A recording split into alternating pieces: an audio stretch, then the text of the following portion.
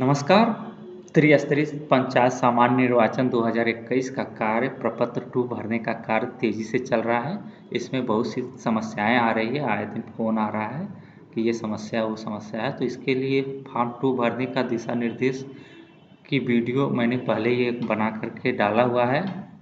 आप कुछ और अन्य समस्याएं आ रही है, उसके मद्देनज़र मैं दूसरा वीडियो बना रहा हूँ प्रपत्र 2 भरने के लिए। तो हमने जैसा कि आपको बताया कि प्रपत्र 2 भरने के लिए आपके कार्यालय अध्यक्ष का मोबाइल नंबर से आप लॉगिन करेंगे। तो इसके लिए हम ब्राउज़र पर इलेक्शन ऑफिस का URL डालेंगे, एड्रेस डालेंगे sec.up.nic.in, जैसा कि हमने पिछले वीडियो में आपको बता चुका हूँ। और आप किसी भी ब्राउज़र का यूज कर सकते हैं, चाहे आपका मोजिला फायरफॉक्स हो, गूगल क्रोम हो। इसके बाद मैंने आपको पहले बता चुका हूँ, फिर से रिवीजन कर लेते हैं। आप जो है स्टेट इलेक्शन कमीशन के साइट पर जाएंगे, सबसे नीचे लास्ट में आपको ऑफिशियल लॉगिन दिखाई देगा, उस पर क्लिक करेंगे और इलेक्शन स्टाफ डिप्लॉयमेंट बटन पर क्लिक करेंगे, उस ऑप्शन को चुनेंगे। यहाँ पे आपको दो ऑप्शन दिखाई देगा, OCK/ADM और ESD ऑफिस। तो चूंकि आपको प्रपत्र 2 भरना है, इसलिए आप ESD ऑफिस ऑप्शन का चुनाव करेंगे। उस पर क्लिक करते ही आपके कार्यालय अध्यक्ष का नंबर मांगेगा। तो मैं अपने कार्यालय अध्यक्ष का नंबर यहाँ पर टाइप कर दे रहा हूँ। अगर कैप्चा आपको पढ़ने में नहीं आ रहा तो यहाँ से आप कैप्चा को रिफ्रेश कर लेंगे। तब तक रिफ्रेश करते रहिए जब तक कि आपको सही कैप्चा पढ़ने योग्य न मिल जाए। तो यहाँ पे कैप्चा भरेंगे, उसके बाद कैप्चा भरने के बाद साइन इन पर क्लिक करेंगे। हमने पिछले वीडियो में बताया था कि जब आप पहली बार लॉगिन कर रहे हैं अपने कार्यालय अध्यक्ष का मोबाइल नंबर टाइप करके, तो यहाँ पर जनरेट OTP बटन पर क्लिक करेंगे। लेकिन अगर आप एक बार OTP को जनरेट कर दिया है तो आपको जो है वही पुराना वाला OTP ही 8 घंटे तक बार बार लॉगिन के लिए प्रयोग में ला सकते हैं। जैसे कि हम अपने कार्यालय अध्यक्ष का OTP जनरेट कर लिया हूँ पहले, तो इसीलिए हमें दोबारा जनरेट करने की ज़रूरत नहीं है, क्योंकि मैं ऑलरेडी उसको जनरेट कर रहा हूँ। मैं दोबारा लॉगिन कर रहा हूँ तो वही OTP जो पुराना वाला है वो अभी मैंने यूज किया और कैप्चा डाला, क्योंकि अभी 8 घंटे तक ये वैलिड रहेगा, तो इसीलिए एक ही OTP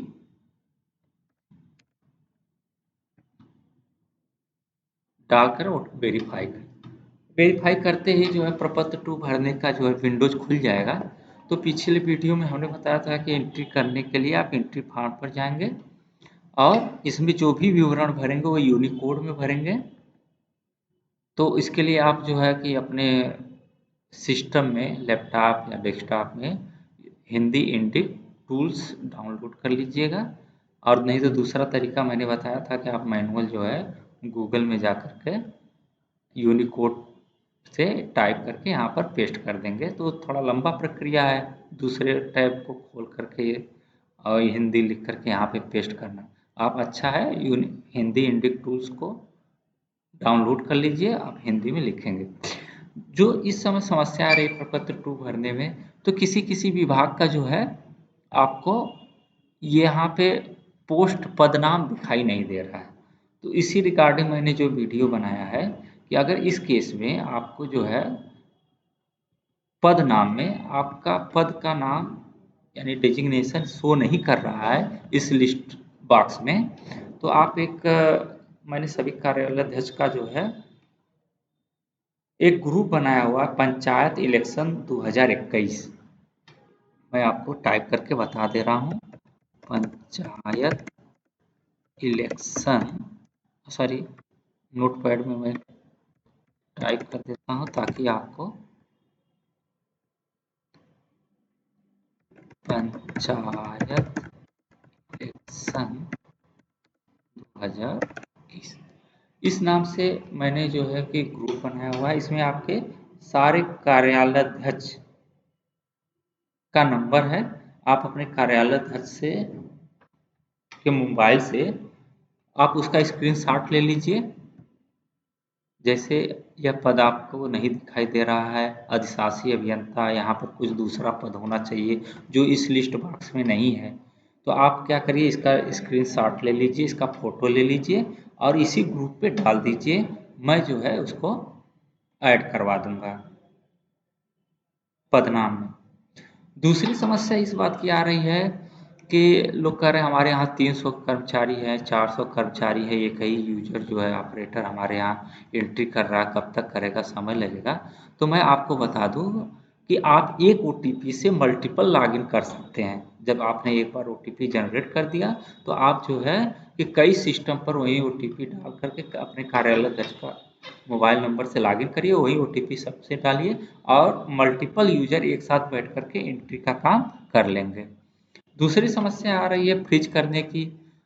तो फ्रीज करते समय आपको ध्यान देना होगा कि आपने जो प्रपत्र 1 में जितना नंबर आप एम्प्लॉय की संख्या भेजी थी उतना अगर फीड होगा तभी आपका डाटा फ्रीज होगा, अन्यथा फ्रीज नहीं होगा। ठीक। कभी कभी इस तरह की भी हम शिकायतें आ रही हैं, समस्या आ रही है कि ये लोग कह रहे हैं कि हमने अभी एक ही जो है एंट्री किया, एक ही कर्मचारी का विवरण फीड किया, तब तक डाटा फ्रीज हो गया। अगर इस तरह की समस्या आ रही है तो आप जो है अपने ब्राउजर का हिस्ट्री को क्लियर कर दीजिए, डिलीट कर दीजिए। डिलीट कैसे करेंगे? आप जो है जैसे अगर क्रोम खोले हैं या कोई भी अलग अलग ब्राउजर में अलग अलग तरीके हैं, तो मान लीजिए हमने ये एड्स खोला हुआ है, तो यहाँ पर 3 बटन जो दिखाई दे रहे हैं ये आपको गूगल क्रोम में भी दिखाई देगा। राइट साइड एकदम टॉप पर 3 बिंदु दिखाई देंगे, इस पर आप क्लिक करेंगे और यहाँ पे आपको हिस्ट्री ऑप्शन मिलेगा। हिस्ट्री में जाएंगे, क्लियर ब्राउजिंग डाटा यहाँ पर क्लिक करेंगे और यहाँ से क्लियर कर देंगे जैसे। तो उसके बाद आप फिर से लॉगिन करेंगे तो आपका जो है वो जो समस्या है फ्रीज वाला वो अनफ्रीज हो जाएगा। और एक चीज़ और बता दें आपको, कभी कभी हम पूरा फीडिंग कर लेते हैं, उसके बाद यहाँ सबमिट बटन पे जाते हैं तो ये बटन ब्लॉक हो जाता है, काम नहीं करता है। तो इस तरह की भी जब समस्या है तो भी आप जो है यहाँ पर जाइए अपने ब्राउज़र में और अपनी ब्राउज़र की हिस्ट्री को यहाँ से डिलीट कर दीजिए। ठीक। तो आज के लिए बस इतना ही, और अन्य इस तरह की कोई समस्या आएगी तो हम आपको बताएंगे। हाँ, एक समस्या ये आ रही है कि लोग बैंक में नाम भर रहे हैं, हमने पहले ही वीडियो में बता चुका हूँ कि इसमें जो भी नाम भरेंगे वो कृति देव में भरेंगे। जैसे हमारा एसबीआई है तो आपको भले लग रहा हो कि इसमें तो यह इंग्लिश में लिखा रहा है, लेकिन जैसे ही आप नाम भर करके टैब दबाएंगे वो ऑटोमेटिक आपको हिंदी में कन्वर्ट कर लेगा, वो कृति देव के फॉर्मेट में करेगा। इस चीज़ को ध्यान रखिएगा। ठीक। तो इस आज के लिए इतना ही। इस तरह से जो भी समस्या आएंगी हम उस पर छोटे छोटे वीडियो आपके सहायता के लिए बना करके देख आप यूट्यूब पे अपलोड करेंगे। धन्यवाद। Thank you.